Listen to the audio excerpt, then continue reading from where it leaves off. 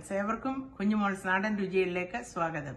ഇന്ന് ഞാനിവിടെ ഒരു മാമ്പഴ പുളിശ്ശേരിയാണ് ഉണ്ടാക്കുന്നത്. അതിന് ആവശ്യമായിട്ടുള്ള പഴുത്ത മാങ്ങ തൊലി എല്ലാം കളഞ്ഞ് എടുത്തു വെച്ചിട്ടുണ്ട്. 1 കപ്പ് തൈര് ഉടച്ച് വെച്ചിട്ടുണ്ട്. മറ്റു സാധനങ്ങൾ: തേങ്ങ ചിരകിയത്, വെളുത്തുള്ളി, പച്ചമുളക്, ജീരകം, മഞ്ഞൾപ്പൊടി, മുളക് പൊടി, ഉലുവ, ഒരു ചെറിയ കഷ്ണം ശർക്കര, കായപ്പൊടി, ആവശ്യത്തിനുള്ള ഉപ്പ്, കറിവേപ്പില. ഇത് താളിക്കാനായിട്ട് ഉള്ളി ചെറുതായിട്ട് അരിഞ്ഞത്, 2 വറ്റൽ മുളക് മുറിച്ചെടുത്തത്.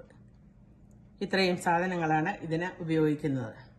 ഇനിയും ഈ മാങ്ങ ഒന്ന് വേവിക്കാനായിട്ട് വയ്ക്കാം. വിശദവിവരങ്ങൾ ഡിസ്ക്രിപ്ഷൻ ബോക്സിൽ കൊടുത്തിട്ടുണ്ട്. ഇവിടെ മാങ്ങ വേവിക്കാനായിട്ട് വെക്കുകയാണ്. അതിലേക്ക് ആവശ്യത്തിനുള്ള മുളക് പൊടി, മഞ്ഞൾപ്പൊടി, ഒരു തണ്ട് കറിവേപ്പില, ഒരു ചെറിയ കഷ്ണം ശർക്കര, ആവശ്യത്തിനുള്ള ഉപ്പ്. ഇത് വേവാനായിട്ടുള്ള വെള്ളം.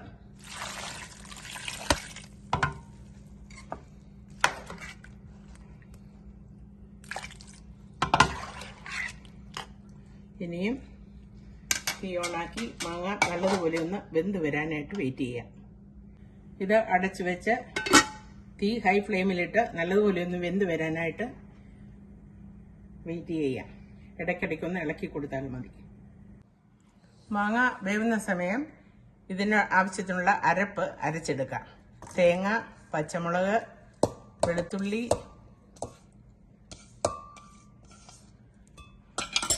ജീരകം,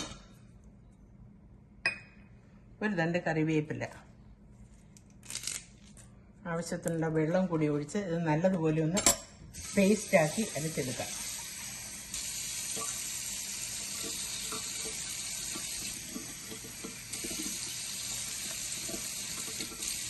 ശകലം ഉള്ളി കൂടെ ഇതിനകത്തിട്ട് അരയ്ക്കാം.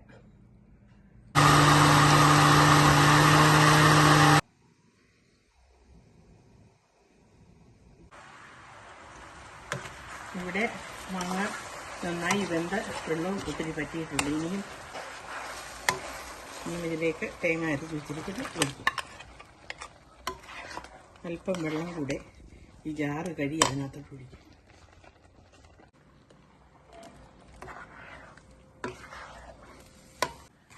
തീ ഇനിയും ലോയിലിട്ട് ഇതൊന്ന് ചെറുതായിട്ട് തിളച്ച് വേണം.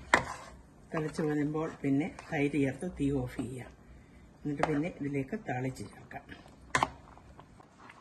ഇവിടെ കറി നന്നായി തിളച്ച് വന്നിട്ടുണ്ട്. ഇനിയും ഇതിലേക്ക് ഉടച്ച് വെച്ചിരിക്കുന്ന തൈര് കൂടെ ചേർത്ത് ഇളക്കി തീ ഓഫ് ചെയ്യാം. ഇനിയും കറിയിൽ താളിച്ച് ചേർക്കാനായിട്ട് പാത്രത്തിൽ എണ്ണ നന്നായി ചൂടായി വന്നിട്ടുണ്ട്. അതിലേക്ക് 1 ടീസ്പൂൺ കടുക് ഇട്ട് പൊട്ടിക്കാം. അതിൻ്റെ കൂടെ ഇതിനുള്ള ഉലുവ, ജീരകം, 2 വറ്റൽ മുളക്,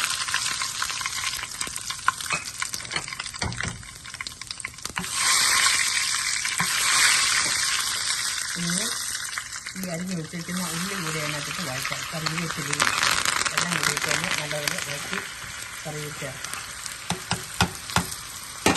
ഇവിടെ ഉള്ളിയൊക്കെ നന്നായി മൂത്ത് വന്നിട്ടുണ്ട്. അതിനകത്തോട്ട് ഒരു നുള്ളു കായപ്പൊടി കൂടെ ചേർത്ത് ഇനി ഈ താളിപ്പ് കറിയിലോട്ട് ചേർത്ത് ഇളക്കാം.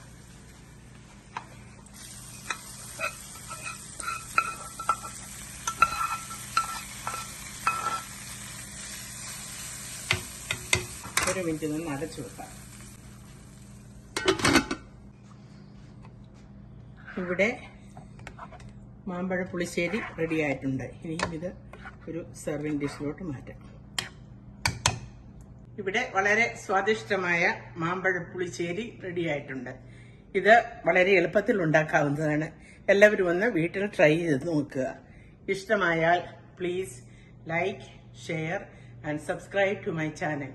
വീണ്ടും പുതിയൊരു വീഡിയോയുമായി വരുന്നതുവരെ ഏവർക്കും നന്ദി, നമസ്കാരം.